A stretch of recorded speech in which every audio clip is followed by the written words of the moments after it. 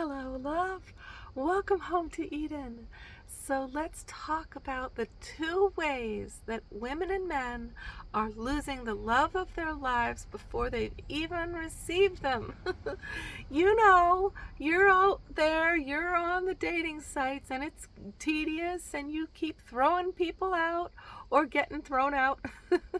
So here are the two things. I'm just going to give you two things. One thing that the men do and one thing that the women do to lose their dream goddess, their dream god when they come immediately, so that everything you prayed for is thrown out the window.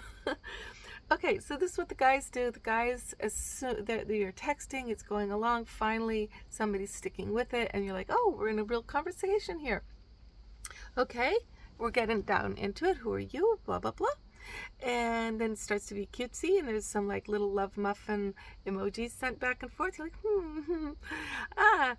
Then, suddenly, it's gotten deeper, it's gotten juicier. Maybe some really core things have been exposed, and out of nowhere, the men disappear. They block the women. This just happened to me. My love of my life shows up, and he's gone. Okay, so it's not funny, except for, it wouldn't be so funny except for that we found each other again, so I'm okay now. Otherwise I would be like, this whole thing would be like a big cry fest. But let's just talk about, this is what happens, because I did my part too, right? Okay, so that's what the men do. Why do they do it? Because the first signs come up that she's not as crazy about him as he is about her. At least that's what he believes. She's not exposing herself the way he just did. Now he feels rejected. And on top of that, she's put out some kind of like little roadblocks, to test him and to put up some boundaries so he knows she can't just be taken, and she's not going to roll over and just be his without some more proof of existence. Like, is he even a real person, or is he just a scammer? Like, we have a lot that we're all dealing with now, right? Okay, so, but the men block because, men stonewall also. This is the main thing that the men are doing. I mean, women, we have to block too, but that's when somebody's a real asshole, or he's cruel, or he's, abusive. You can see the signs happening. So we all are learning that too. But this is different. I'm talking about when there's been wonderful conversations, deep intimacy shared, heartfelt phone and video, and you're just like through the moon, and you think it's gonna happen, and the man disappears. Block. She didn't like me as much. Maybe he thinks his ego is can't handle it. Maybe he's crazy about her. Maybe he's feeling so in love that he basically cannot imagine, feeling those feelings and them not being returned. And he's just like, no, no, no, no. So what do the women do? The women do this other terrible thing. Well, they either expose their feelings in such a, haphazard, passionate way that they seem like desperate, needy, insecure, sex starved, or whatever. They just seem so desperate, right? But the main thing that women do is not that, actually. The main thing that women do is they hold back. They are feeling everything he said, that my heart is fluttering, I'm feeling butterflies, oh, I can imagine him in my home, I can't wait to meet him. But they don't say any of it. No. No, what they say is, oh yeah, it was really nice talking with you, and then I just did all this like shit. And then some women, if they're really, really afraid of intimacy, like me, they'll lie. They'll say lies, random lies, to push him away, to test him. I'm not even going to tell you the lies I told, because they're so bad that well, okay, I'll just tell you one of them. So he's like, so I have this feeling like we could write books together. He's this incredible writer. So am I, right? So I'm like, yeah, I know. The inner me, right? I totally know what you mean. I have been totally feeling it.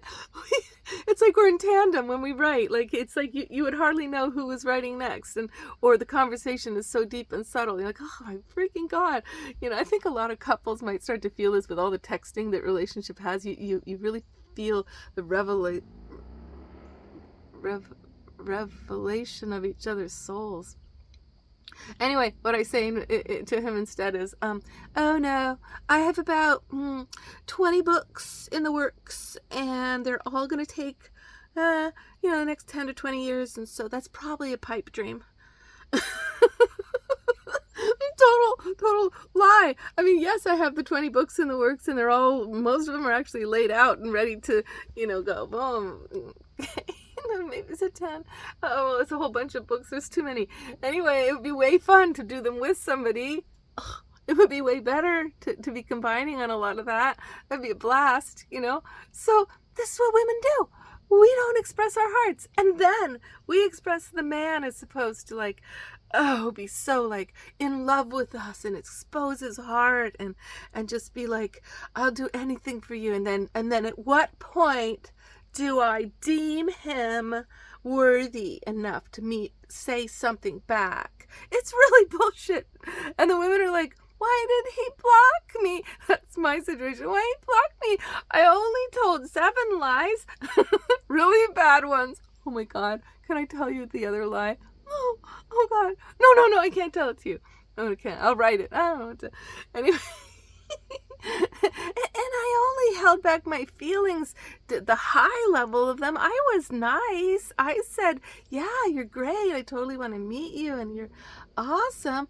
But no, I didn't tell him I was having this panic about feeling like I would die if I lost him because the connection was so big, which was something he might have been having, something very similar. And I didn't tell him I was feeling electrified by our conversations and seeing his artwork and such, where I would get direct connections of some kind of Shaktipat happening. That's a big connection. My girlfriend, when she meets this one guy she really liked, she was like, when he came into the house, I just felt he could be there forever. Like I wanted him in my home. Did she say that to him? Oh, no. What she did, she tested him again and again and again to see what he would do. What he would say when she would just say, hi, how ya doing? He'd be, fine, how ya doing? So the women don't realize that this idea of the guy having to prove himself to be able to be worthy yes, in the end we all have to prove ourselves. We have to be trustworthy. We have to be show up. We have to keep our word. We have to be good people. We have to be respectful and listen to each other. Yes, but that's not the thing for the unconditional aspect of love's expression, which is not tit for tat. It's whoever can surrender to how they're really feeling and expose their heart. They're the leader. They open the doors for both. They are the one who turns the whole amps up the energy. They turn the other person on, and you can't really expect, like Muktananda, my great guru that I had the great pleasure to know and receive Shaktipat from long ago, Muktananda, he would always say, the lover cannot be separate from love. You can't expect to receive love and at the same time not be it, because love is not something you attain. It's something you are. It's something you already are in. And so you're already in it and you're not sharing it. It's miserly, women. And guys are so afraid they don't hang in long enough for the woman to make it through her barriers where she has to now expose her heart. She can't take it anymore, all of her bullshit.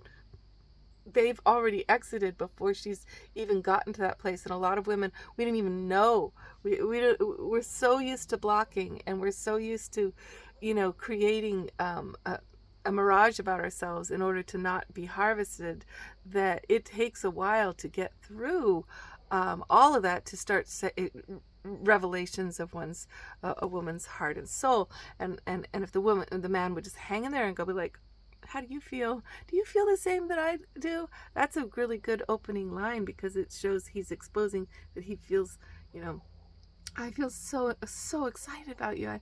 I feel like I finally met somebody that it could be so important to me. And then do you feel the same way? You know, the giving the women more time before blocking her, you know, because all of these people are losing like the person spirit brought to you. You prayed all these things and you knew it when they showed up, that every single thing you asked for is on the table now, and you're sabotaging because you're going to block her because she didn't say it enough and you think you'll get too hurt, or she said it too much and she's obviously desperate, needy, and she's going to ask for more than you can provide, and she wants too much, then I got to do my work. You know, the guy's block, gone, no feelings, I don't see her, I don't feel her anymore. um and the women are like tepidly, tediously, not even teasing the guys, because if you were teasing, you would flirt. No, they're just kind of like letting him do all the work emotionally, and having to be the one leading the open-heartedness. But women, it's come on, our open-heartedness, can you imagine how a man's if he's already trying to express to you some good things, you know, to be given permission by you? Because in the whole feminist movement and all that, the guys are feeling like, wow, I can't be an abuser, seem abusive by love bombing her. I can't seem like a stalker by wanting to meet her. I can't compliment her body without seeming like I'm a misogynist. What the hell is he supposed to do?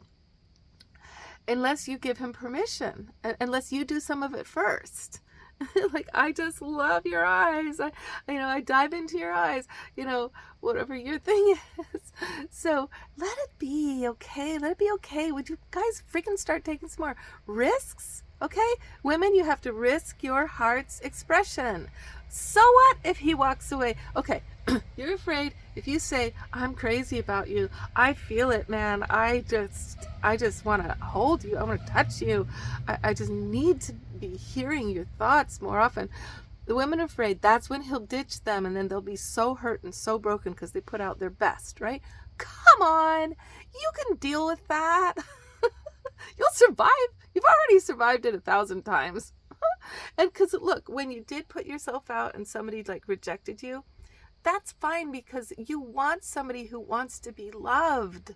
It won't be any fun if they can't handle your expression of your total, adoration of them.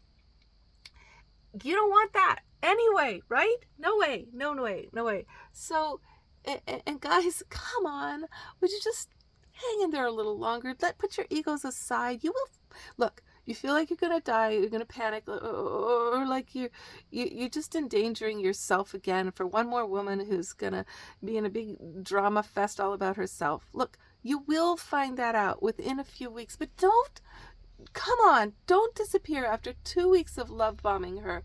That is so freaking unfair. And don't think that 2 weeks is enough for her to break down her barriers, okay? Look, it's just not quite enough. She needs a little more time to start to soften and to start to figure out she's safe enough, that you aren't one of those people who will just walk away. Don't prove you are by blocking her. you gotta prove that you're one of the people who will stay in the game, that you can handle the heat. That's why she's testing you.